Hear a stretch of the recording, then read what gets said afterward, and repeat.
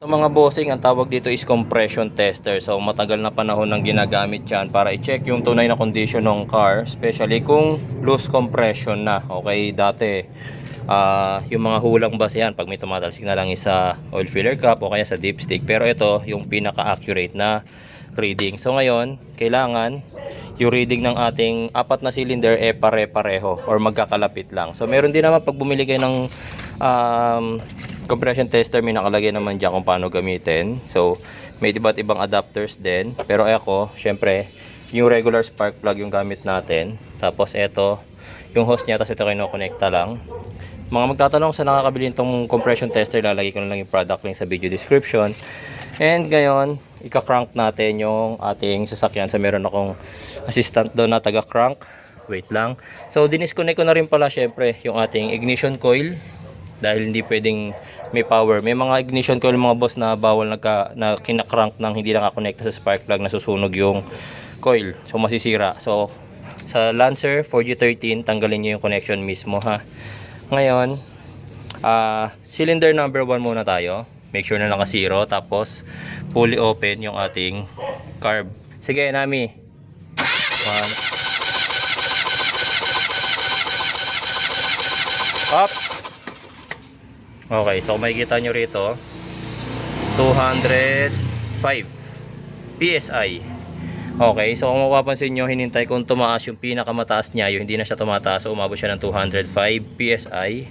Ngayon lipat natin sa cylinder number 2. Yan, so cylinder number 2 naman tayo. Ayan, connected na. So para ma-release, pinipindot lang tong valve na to.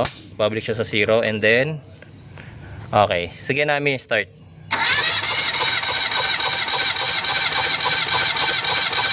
Up. Okay, so cylinder number 2, 205 PSI rin tayo.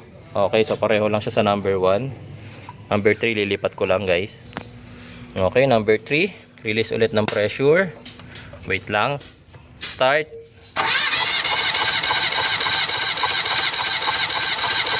Up. Okay, so ganun din. 205 to 208 siguro PSI. Then last cylinder tayo, wait lang. Yan, so last cylinder, cylinder number 4. Release lang natin yung pressure. And start.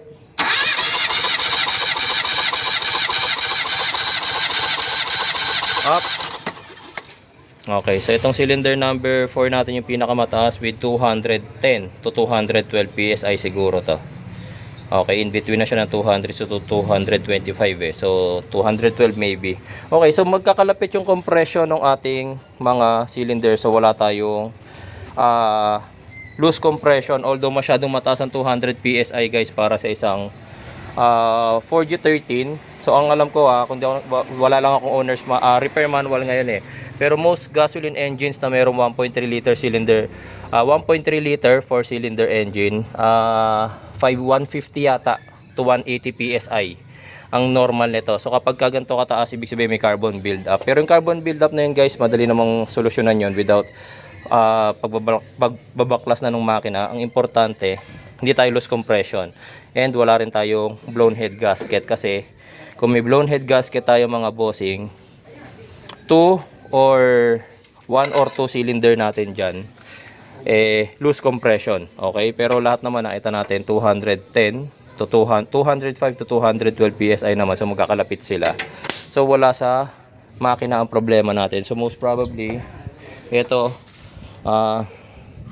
most probably pinaka-apektado talaga carburetor and spark plugs. Try ko muna yung mga mas murang problema muna tayo mga boss, spark plugs and then yung carburetor. Buti na nga lang yung makina ni tatay is good pa. So abangan nyo mga boss, next diagnosis natin. At least iniisa-isa ko sa inyo, pinapakita ko sa inyo yung mga na-experience ko rin na problema pagka gantong may kailangan ayusin sa sasakyan namin.